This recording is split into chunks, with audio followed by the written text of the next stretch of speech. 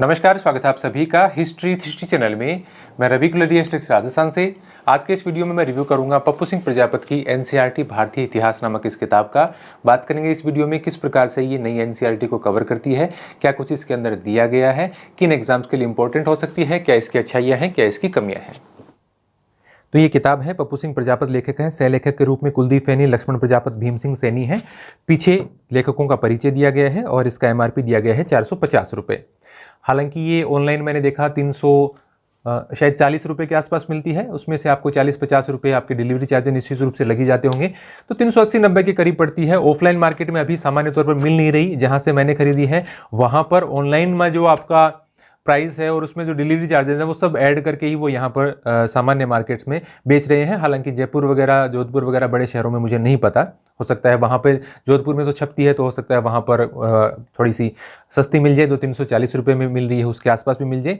सामान्य तौर पर छोटे शहरों में और या ऑनलाइन खरीदेंगे तो आपको 450 से 400 रुपये के बीच में ये किताब मिलेगी। पेज भी इसके अंदर 400 ही है और कीमत भी लगभग इसकी 450 के करीब ही आपको पड़ती है।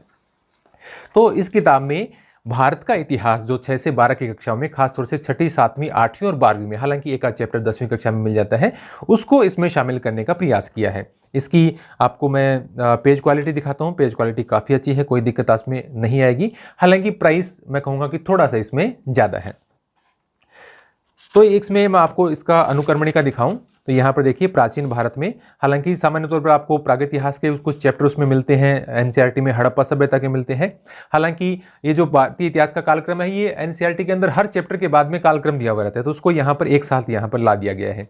पारिभाषिक शब्दावली कुछ शब्दों को समझाने के लिए अलग से दी गई है। प्राचीन भारत की स्रोत सामग्री, थोड़ा बहुत मैटर आपके कुछ चैप्टर्स में है, वहाँ पर एनसीईआरटी में काफ़ी कुछ इन्होंने अपनी तरफ से ऐड करने की कोशिश की है। भारत का भौगोलिक परिदृश्य और सांस्कृतिक विशेषताएं, इन्होंने काफ़ी कुछ इसमें नया ऐड किया है। इस नाम से वैसे चैप्टर नहीं है, कुछ एनसीईआरटी की सामग्री उसमें हो सकती है, लेकिन चूंकि प्राचीन भारत पढ़ने से पहले स्रोतों के बारे में और भौगोलिक परिदृश्य के बारे में जानना जरूरी होता है, तो इसलिए इन्होंने यहाँ पर ये दिया है। बाकी आप यहाँ पर टॉपिक देख सकते हैं, मध्यकालीन भारत के देख सकते हैं। बहुत सारे टॉपिक आपको ऐसे मिलेंगे जो कि सेम टू सेम आपको टॉपिक, जैसा कि एनसीईआरटी में पाठ का नाम है वैसा दिया गया है, कुछ अलग प्रकार से मिलेंगे। जैसे एक साम्राज्य की राजधानी विजयनगर है, भक्ति और सूफी परंपराएं हैं, यात्रियों के नजरिए हैं, इस प्रकार के चैप्टर आपके एनसीईआरटी के अंदर हैं। ये आधुनिक भारत के इतिहास के चैप्टर हैं।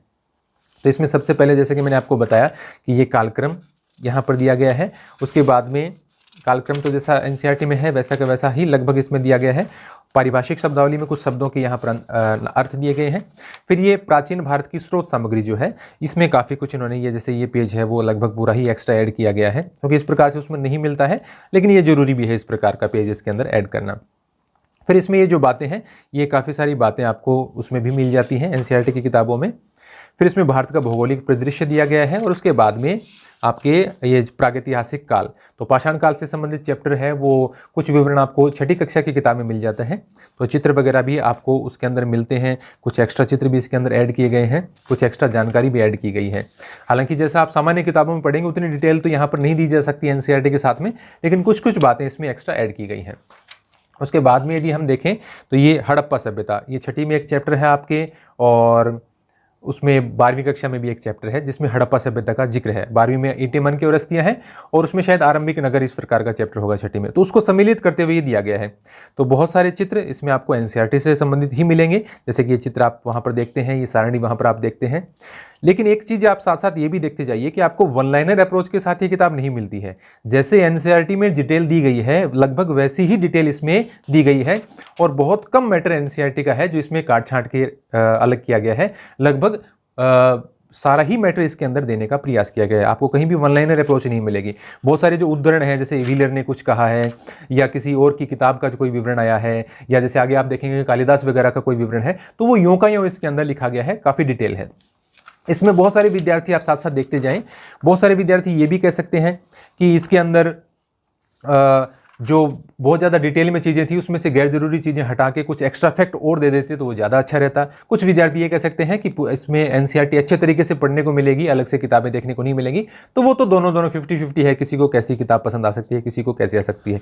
लेकिन मेरे कहने का मतलब ये है कि इसमें आपको वन लाइनर अप्रोच की बजाय डिटेल मिलती है, जैसे कि एनसीईआरटी में मिलती है। कंबाइन कर दिया गया है चीज़ों को, जैसे 6ठी 12वीं में कुछ चीज़ है या कई पाठों के अंदर मिला के कला संस्कृति की चीज़ें हो तो एक जगह कर देगी। इस प्रकार से इसमें मैनेज किया गया है चीज़ों। और कुछ एक्स्ट्रा चीज़ें भी ऐड की गई हैं। ये एक आक्रमण के साक्ष्य, ये आर्यम व्हीलर की ये बातें वगैरह पूरी एनसीईआरटी में है, तो ये पूरा का पूरा इन्होंने यहाँ पर उसमें से लिख दिया है। तो हड़प्पा सभ्यता में ज्यादातर मैटर आपको छठी और 12वीं की जो किताब है उसी का मिलता है, एक्स्ट्रा मैटर बहुत ज्यादा आपको नहीं मिलता। और वैसे एक्स्ट्रा लिखने लग जाए तो वैसे तो कोई अंत नहीं होता। देखिए हड़प्पा सभ्यता इतनी बड़ी है, तो इन्होंने पूरा जोर इस बात पे रखा है कि एनसीईआरटी की चीजें इसके अंदर नहीं छूटे, थोड़ा बहुत एक्स्ट्रा यदि वो ऐड कर सके तो वो ऐड करते जाए। किसी चैप्टर में आपको थोड़ा ज्यादा ऐड मिल जाता है, किसी में कम मिल जाता है। वैदिक संस्कृति चूंकि बहुत कम दी गई है एनसीईआरटी के अंदर, तो इन्होंने भी कुछ ज्यादा नहीं लिखा है। हालांकि ये जो बातें हैं कुछ इन्होंने एक्स्ट्रा ऐड करके लिख दी हैं ताकि एक बेसिक स्ट्रक्चर है वो इसका तैयार हो जाए। बाकी तो बहुत बड़ा है सिस्टम। ये वाला देखिए, ये वर्णित संवाद कथन, ये आपको पप्पू सिंह प्रजापति की प्राचीन भारत की याद दिलाएगा, उसमें इस प्रकार से दिया गया है। हालांकि एनसीईआरटी में इस प्रकार से आपको ये विवरण नहीं मिलता है, तो ये एक्स्ट्रा ऐड किया गया है। लेकिन वैदिक साहित्य में और भी बहुत कुछ रह जाता है। यदि आप किसी एग्जाम की तैयारी कर रहे हो जिसमें एनसीईआरटी से ही नहीं और कहीं से भी प्रश्न पूछे जाते हैं, तो निश्चित रूप से वैदिक साहित्य जैसी चीज है वो आपको कहीं और से भी पढ़नी पड़ेगी, सिर्फ इससे आपका काम नहीं चलेगा। इसी प्रकार से बहुत सारे और इसके अंदर टॉपिक हैं। यदि आप ये चाहते हैं कि आपका सारा मैटर ये कवर कर लेगी, तो नहीं, ऐसा नहीं होगा। एनसीईआरटी कवर कर लेगी, बहुत अच्छे से कर लेगी। कुछ एक्स्ट्रा मिल जाएगा, निश्चित रूप से मिल जाएगा। कुछ एक्स्ट्रा जो मिलना चाहिए वो सारा मिल जाएगा, ऐसा संभव नहीं हो पाता। और क्योंकि एनसीईआरटी ज्यादा डिटेल में लिखी है, तो इसमें यदि एक्स्ट्रा बहुत ज्यादा ऐड करने की कोशिश करती है तो बड़ा हो जाता है। कुछ चीजें आपको अलग से देखनी होती हैं, जैसे यहाँ पर महावीर स्वामी का इन्होंने विवरण लिख दिया, जन्म कब हुआ, स्थान कहाँ, माता पिता कहाँ, इनको मतलब ये मुख्य मुख्य बातें इनकी लिख दी। लेकिन जब बौद्ध धर्म का इन्होंने यहाँ पर विवरण लिया तो महात्मा बुद्ध की जैसे मृत्यु की बात यहाँ पर लिख दी, लेकिन इनकी जन्म की तारीख है, इनकी पारिवारिक परिस्थितियाँ, जैसे इन्होंने महावीर स्वामी का मुख्य बातें लिखी वो यहाँ पर नहीं लिखी इन्होंने। तो ये आपको महात्मा बुद्ध के जीवन से कुछ मुख्य बातें और आपको देखनी पड़ेंगी, तो वो आप इसमें ऐड कर लेना, आप यदि ये किताब पढ़ते हैं तो। ये जैन धर्म के तीर्थंकर इस प्रकार से आपको एनसीईआरटी में नहीं मिलते, इन्होंने एक्स्ट्रा ऐड की। तो मैं बता रहा हूँ कहीं कहीं इन्होंने एक्स्ट्रा निश्चित रूप से ऐड किया है, कहीं ज्यादा किया है, कहीं किसी चैप्टर में कम किया है। तो इस प्रकार की ये बात है। तो ये बौद्ध धर्म का विवरण ज्यादा है एनसीईआरटी में, तो बौद्ध का इसमें ज्यादा आ गया, जैन का इसमें कम आ गया। इस प्रकार से महाभारत का समालोचनात्मक संस्करण, जाति ये वगैरह, ये तीसरा चैप्टर है 12वीं कक्षा में, उससे संबंधित विवरण दिया गया है। अब ये देखिए बहुत बड़ा बड़ा विवरण है और ये इन्होंने पूरा का पूरा एनसीईआरटी से लिखा है। तो मेरे कहने का मतलब ये है कि इसको पढ़ने के बाद में एक तो ये है कि किताब देखिए एक तो छोटी नहीं है, 400 पेज की किताब है। ये जरूर है कि एनसीईआरटी की, भारतीय इतिहास की, नई एनसीईआरटी की कोई भी किताब आपको उठा के देखने की आवश्यकता नहीं है, इसको पढ़ने के बाद में उनका सार मिल जाता है।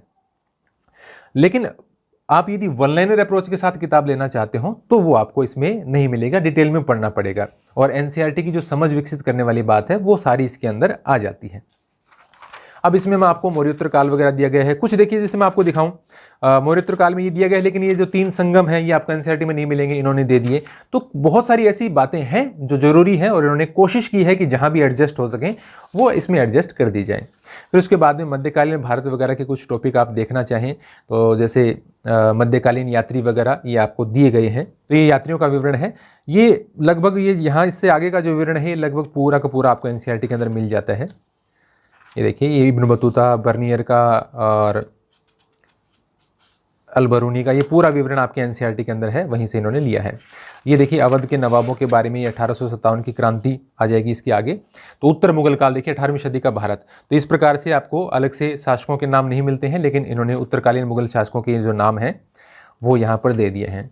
तो आपको कई सारी ऐसी सारणी मिल जाएंगी जो कि आपको एक्स्ट्रा मिली है, बहुत सारे तथ्य आपको एक्स्ट्रा मिल जाएंगे। हालांकि कई चैप्टर में आपको ये लगेगा कि इसमें तो बहुत कुछ और ऐड कर देना चाहिए था, बहुत कम इन्होंने ऐड किया है, कई चैप्टर में थोड़ा सा ज़्यादा ऐड किया है।